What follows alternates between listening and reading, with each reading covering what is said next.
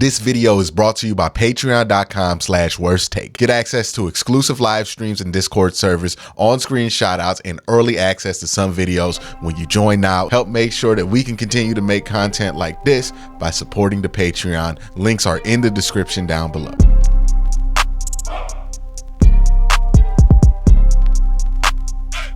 Maurice Hurst has had one of the more unfortunate NFL careers I can remember in recent memory. Because when you look at Mo Hurst during a game, you see a very intriguing player. You've seen somebody who has an intriguing skill set, and you see somebody who plays at a relatively high level. Now, he's not all pro, he's not Pro Bowl, but he's right on the cusp of that when he's playing really good football. And he's one of those guys who has the ability to take over a game for a couple of series if he gets hot. But he's never really been looked at that way or paid that way when it comes to his stature on NFL teams. And that's because he's had one of the more injury-riddled careers ever, like in NFL history. Now, there are players like Greg Oden who have had more injury-riddled careers that ended up ending their career, like you could say like a Marshawn Lattimore or Marcus Lattimore, who never played because of injuries that he sustained in college. But Mo Hurst is different because really didn't have a crazy injury history at the University of Michigan. Just to give you kind of a overview of how injuries have affected his status, have affected his pay in the NFL, let me run you through Mo Hurst's NFL career. Coming into the draft process his rookie year, Mo Hurst was pretty routinely seen as a first or second round pick by some. Some even thought he was like a top 15 pick in that year's draft. He goes to the combine, I believe, and he gets diagnosed with a heart condition. This scares teams off of him so much so that he drops all the way to the 5th round. Now, that's a little crazy. We've seen stuff like that happen before. DeJuan Jones is a recent example of somebody who, for whatever reason during the pre-draft process, something is discovered about him and NFL front offices lose their mind and don't select him. But he falls all the way to the 5th round of the NFL draft. Then he has what is a slightly injury riddle. Like he had a couple of here and there injuries, but nothing that would suggest he's going to have a long history with getting over injuries his first couple of years. And he was pretty productive in those first 2 seasons of his career. Then COVID happens, right? His 3rd year. I mean, I think he got on the COVID list at one point, and then he got an injury as well. He got waived by the Oakland Raiders and then picked up by the San Francisco 49ers. Then he got injured again almost immediately, it seems like. I think he barely played for San Francisco. And then a biceps tear that he sustained kept him out the league in 2022. He comes to Cleveland on a prove-it deal, right? A super prove-it deal. So much of a prove-it deal that a lot of the people who look at the cap and kind of make their 53-man roster projections based on money did not think that Mo Hurst was going to make the team just on the money alone. He makes the team. He plays well. And, you know, he is on the verge of being somebody. I'm about to advocate, hey, the Browns need to give him an extension. And then he tears his pec.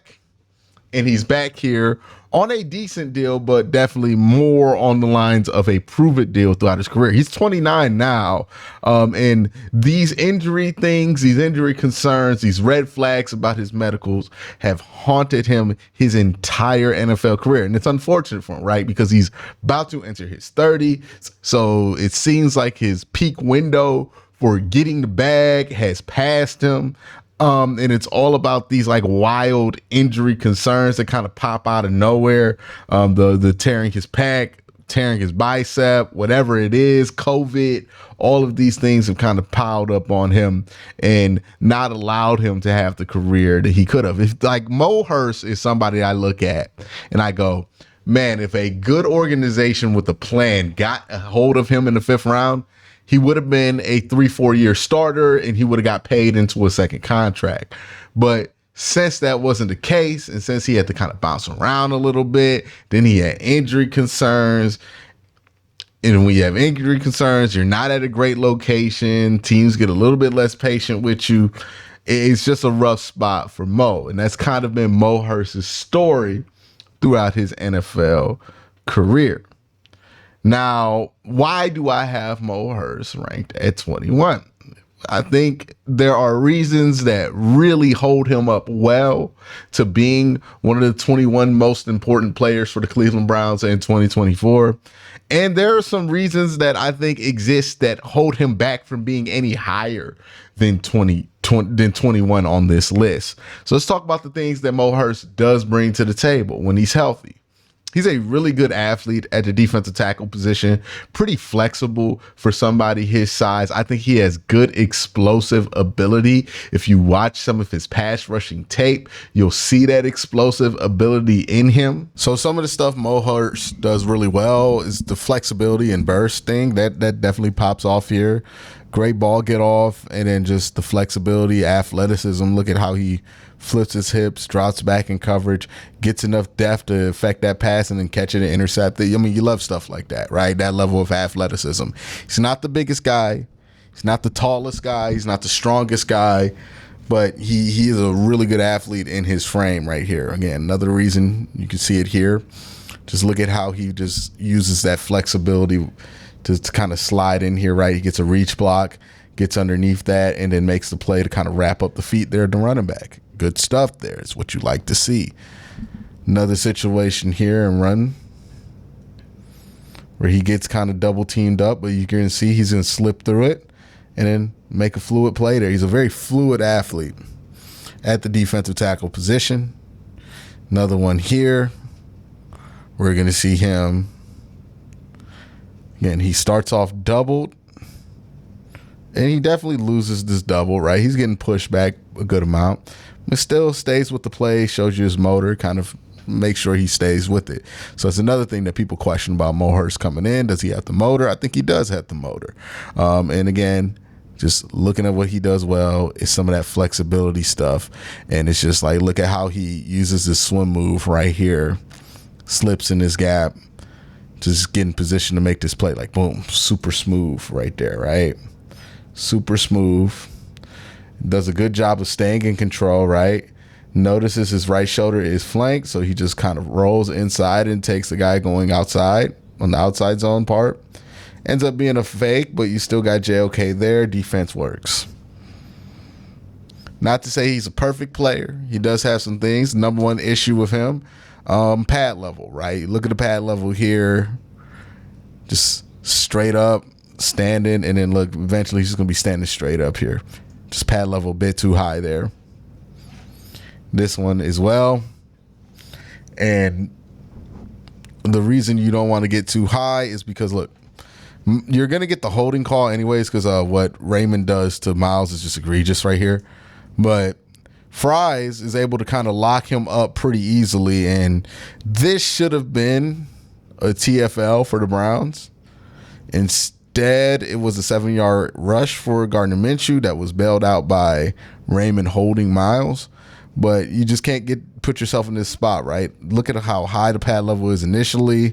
All Fries has to do is put his hands within the frame of your body, because you don't know. If you have your hands within the frame of a defender's body, you're allowed to hold them, right? It's only if you have to extend outside past their shoulders or extend your arms completely that would be holding. But you see Fries is in perfect position to hold him, right? Elbows tucked in, hands inside the frame of the body. It's perfectly legal. And because he's standing up so tall, he can't move out of this to do anything to Gardner Minshew. Bam. It's got to play with the lower pad level, got to be more conscious of that, got to be more conscious of his angles in general. This is also one of the Browns' most effective interior pass rushers. He's definitely the most efficient. If you look at his pass rush win rate, he was the best of all Browns defensive tackles last year. And I believe he was third or fourth on the team overall with guys who had qualifying snaps. And in run defense, he's not bad. He's a little streaky. And that's when I'm going to start to talk about some of the cons that he brings in there. One obvious thing is what we spent the first 5 minutes of this video talking about: high probability to get injured. I don't know what it is with Mo and his NFL career, but him playing a full season, I think, has happened maybe once in his career, if that. Injuries have really haunted him his entire NFL career. And I can't put my hand on it. He just might be one of those guys who's more prone to get soft tissue injuries, and you can't really predict who that's going to happen to. But the injury probability is just super high with him. And I don't know if there's much you can do about that. The next thing is inconsistent performance in run defense. If you were to, and this is why I always say with Pro Football Focus grades, got to look a little deeper than just the grade itself, right? Because if you look at Mo Hurst's Pro Football Focus grades and you see his run defense grade, you'll see a 76.5. And you'll be like, oh, he's a good run defender, right? That's the kind of assumption you make when you see a grade that's not super high, but as high as a 76.5. And you assume that he's been a pretty good, pretty consistent run defender. The truth is, with that PFF grade, that it's mainly held up by 3 good performances. Every other performance that he had, so he had 3 performances out of 13 games that were graded above a 70 by Pro Football Focus. Every other game he played in, his run defense grade was lower than 70, which seems to me somebody who's kind of inconsistent. It's no mystery why he's an inconsistent run defender. He's somebody who likes to gamble a lot. He likes to take some chances. Sometimes you're hot when that's your strategy. Sometimes you're cold when that's your strategy. I don't think that's the biggest deal in the world. I also think he's somebody who relies on his first step a lot. So he tries to get around guys with speed. Sometimes that works out with him. Sometimes that doesn't. And I think the bigger issue with him is he has to have a better understanding of his angles on the line of scrimmage and his pad level, right? Sometimes, since he's so fast, he speeds headfirst into these angles that aren't great for him. And it's like running a car 40 miles per hour into a speed bump. And there's definitely a good amount of that on Maurice Hurst's tape. Also, another thing there's a good amount of is his pad level being up way too high. He just has this tendency to keep creeping up. Just notice in some of these rush sets that I'm going to show on the screen how little the offensive lineman has to crouch, or how many times they're both kind of just standing up parallel with each other at the end of these sets because his pad level kept creeping up. And he's not strong enough to play with that high of a pad level and maintain any semblance of body control. So if he gets high, he gets moved easily, he gets pushed into different angles. And when you're not choosing the greatest angles already, you're already putting yourself in a little bit of a bad situation. Those are the things that hold back Maurice Hurst from being any higher on this list. If I look at what his role is in 2024, I think it's the same thing that it was in 2023. And what I want from Maurice Hurst is to be what he was, which was a very high level role player. He's somebody, a high level role player to me, and let me clarify this term, is somebody who plays a role more than likely, but has the ability to peak at such a high level that they can legitimately take over portions of a football game, right? Normally, role players don't take over anything. They just do what they have to do. But a high level role player can get hot, and all of a sudden, we're seeing a lot of belly rubs. We're seeing a lot of Maurice Hurst plays being made. And I think that's what Maurice Hurst certainly has the potential to become this year, or the potential to continue doing. The question with Maurice Hurst is truly availability. It's something that he has not been able to do consistently his entire career. It's held him back from so many paydays. And if he has that health, He will be a solid playmaker. He's not a starter in my eyes. I think he's much better off when he's asked to kind of be a specialty item on a defensive line and not your main ingredient. He's somebody that you could roll in there with your rush specialist. And I think somebody like Mike Hall would be good to play off of him, because Mike Hall can provide a lot there as well, kind of in a similar way. But yeah, that's why I think of Maurice Hurst. I think he's a high level role player if he stays healthy.